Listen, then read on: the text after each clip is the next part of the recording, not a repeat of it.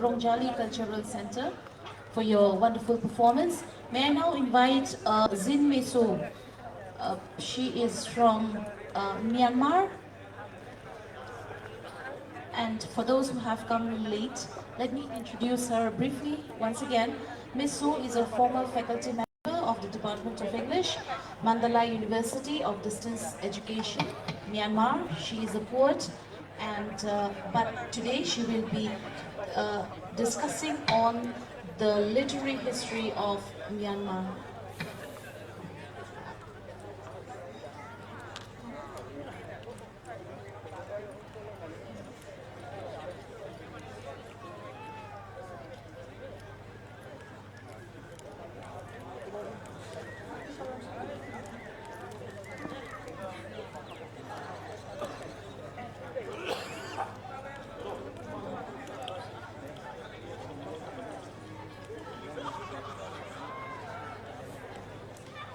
Kulumbai, Mingalawa.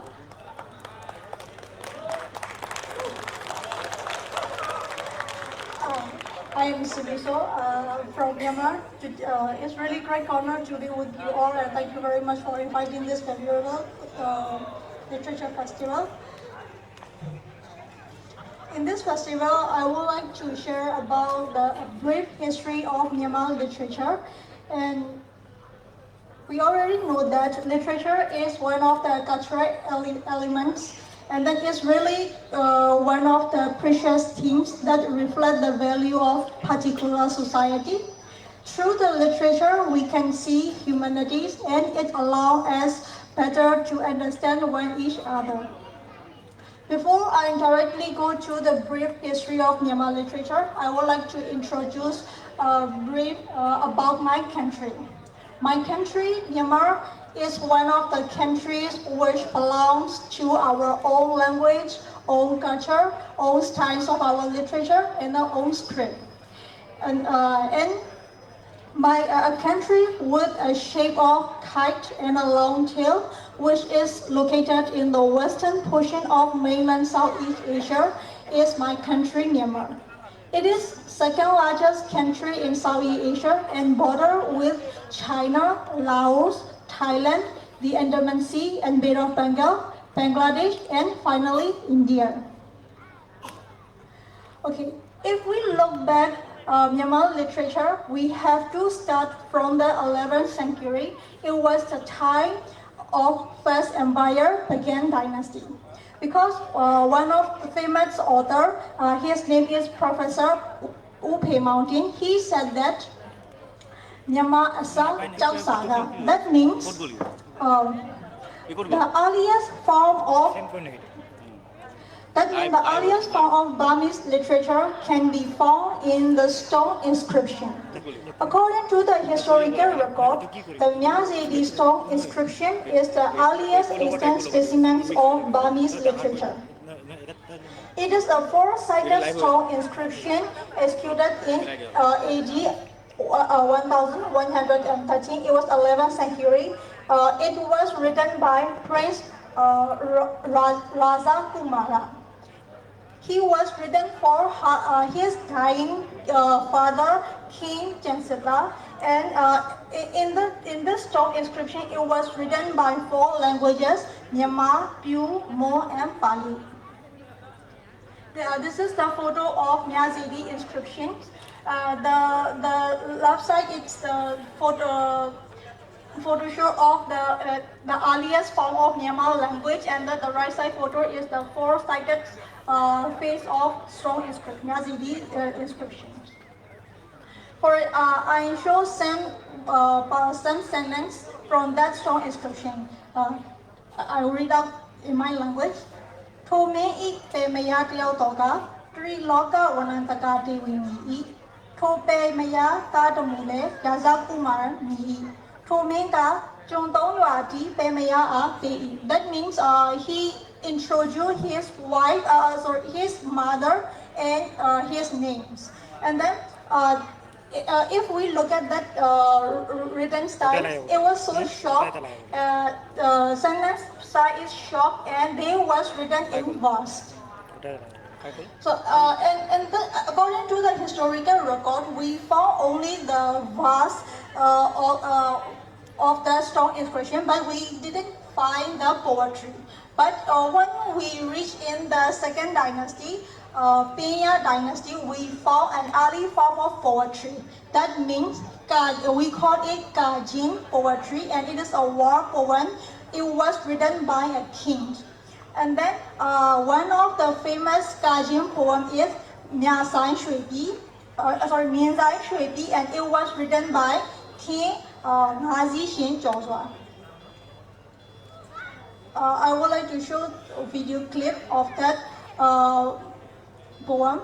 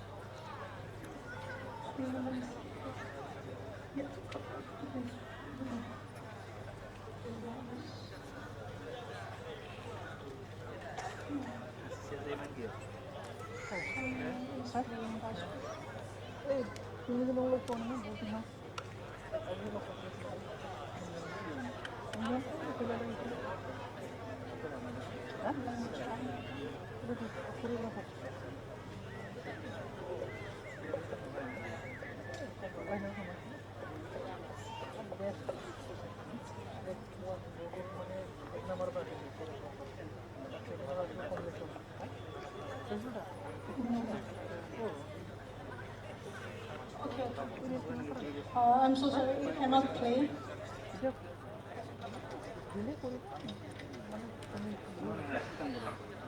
And then, as literature grew more liberal and secular, poetry became the most popular form of literature in Myanmar. One the time during 1400, four primary genres of poetry had emerged. They are Pyo, Linga, Mogon, and Injing. And during Ilwa dynasty, monks are also very influenced in developing Burmese literature. For example, Shin Odama Jo was famous for his epic verses called Tola. Tola, it means the natural beauty of seasons, forests, and travel. And then when the time became during 16th to 18th century, many Thailand cultural elements were came to our country, and these are also adapted into Burmese literature. For example, Yadu, Yagan, Teda, Lejo, Dwejo, and Bole. These are some examples of poetry genre. And then the Ramayana was also the famous dramatic play for the royal family. It was the time for the golden age of literature. But at the time, we didn't have the paper press, so we have to write the literature on the pen, leaf, and folded paper. But in 1816, the first printing press arrived in Myanmar, and the arrival of the printing press also influenced in our Myanmar literature also. And I show some picture. It is the first press in our country. And when the time reached the colonial period, Myanmar literature became to reflect the impact of Western culture, and the plays and novels also have been written widely. The first Myanmar novel was an adaptation of Alexander Dumas. The name is Count of Monte Cristo, but it was written in the Myanmar settings. And in our language, we call it Mauyamau Mamima. It was the first novel in our Myanmar literature. And Myanmar classical literature, that Asian Myanmar literature, literature is flowery with long, difficult sentences, and it mostly concerned with the riot class. and then it was greatly influenced by Buddhist Pali and Sanskrit sources. But when in the modern literature, it is short and it easy to understand, and it was began in the 1930s when the University of Yangon was founded, and then the Department of Myanmar Study also established. It was the time to start the modern Myanmar literature. And then a new development of Myanmar literature is also known as Kisan movement. And in there, the modern novel, short story, poems, children book, like children literature, and then translation of foreign work also emerged. And then some popular fiction consist of most of the popular fiction are romance work. And then the teacher is our great model Myanmar literature father. His name is Utuka. And then yearly, like annually, our government also they award the Myanmar National Literary Award, and there are 7 awards. They are the greatest award in lifetime achievement, and now they give also translation work also, and then short story, poem, novel, drama, oral letter, general knowledge, whatever it based on, and the political literature also, and then Myanmar culture and art, and then youth literature or children literature. Finally, the book which was written in English language also. So I hope our Myanmar literature also it will be developed, and one day we can also conduct like this literary festival in my country also. Thank you.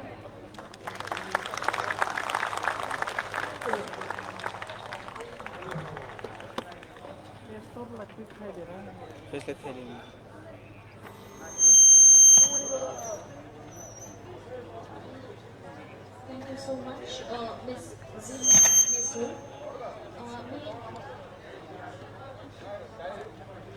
It was really enlightening to know about Myanmar's literary history.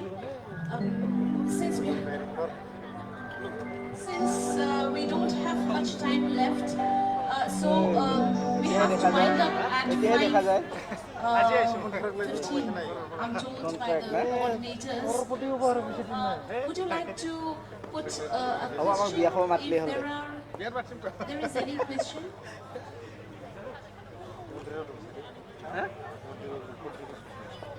Okay. There does not seem to be any queries from the audience. Now, may I invite Mr. Suman Pokhrel, who is a poet from Nepal. He is a lyricist, playwright, translator, and an artist. He has been awarded the SAG Literary Award in 2013 and 2015.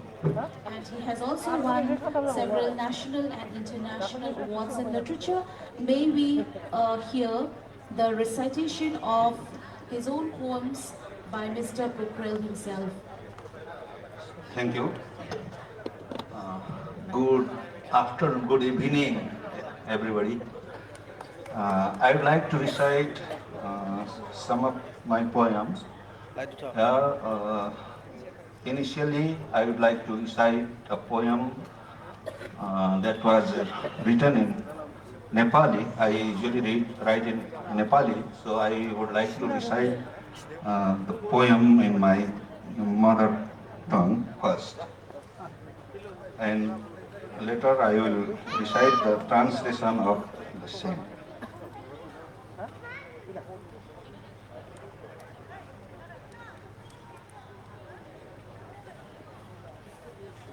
The title of the poem is in Nepali, Timi Jasari Cheu. यहाँ नेपाली बुझ्ने कोही हुनुहुन्छ? हजुर, thank you. तिमी जसरी छेउ, म कुनै नजिउँदो जीवनको किनारमा उभि, बहन छोडेको हावा जस्तो नभएको कुनै आकृतिलाई अँगालो हालेर बाँचेको भनी निस्तो माथमा मातिरहेको हुने थिए। आजसम्म अरूले अर्थ लगाइदिएकैलाई शीतलता भनिरहेको हुने थिए। गुलाब वा त्यस्तै कुनै हृदयविहीन फुलको सुगन्धबाटै लट्ठिरहेको हुने थिएँ यदि तिम्रा अनुरागका कोमल आवाजहरूले मेरो हृदयका परागहरूमा स्नेही सुगन्ध छर्दैनन् थिए भने। मेरा गीतका मूर्छना, मेरा कविताका बिम्बहरू, मेरो जीवन कथा पात झरेका रुख चहारी हिँड्ने खडेरीको हावा जस्तै सौन्दर्यविहीन बिना गन्तव्य पट्यार लाग्दो लठेब्रो दौडाई कुदिरहेका हुने थिए।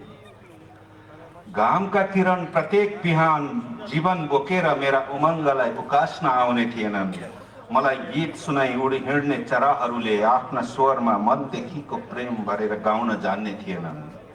तिम्रा कोमलतम शब्दले समेत भाँचिन खोज्ने प्रेम जत्तिकै कोमल मेरो मन चिमटेर नभत्काइदिदी हौ बचाइको लायक कहिलेकाहीँ त। प्रेमको आधा रहस्य बुझ्दै नबुझी जीवन सङ्गीतमय भएको थाहै नपाई जीवन भनी रित्तो समय उक्लिएर उम्कने थिए मेरा भोगाईहरू। आफ्ना आकाङ्क्षाका अनगिन्ती रङ्गीन छटाहरूले जसरी सजाएकी छेउ मेरा जीवनका दृश्यहरू, त्यसो नहुनु हो भने सृष्टिका सौन्दर्यको भ्रमित व्याख्या गरेरै ओइलाई झरिसक्ने थिए मेरा इच्छाहरू। मेरो जीवनका जुन धुनहरूमा जसरी छेउ तिमी, त्यसो नहुनु हो भने सामर्थ्यले सम्पूर्ण भरिएर हजार जीवन बाँच्ने रहर बोकी उभिएको छ जो तिम्रा सामु, त्यो म हुने थिएन। Thank you. Now I would like to recite English translation of the same poem. You are as you are. You are as you are. Standing on some non-life fringe of life, embracing non-existent shape, like winds that stop blowing, I would be living in illusions with fossils of life's zest.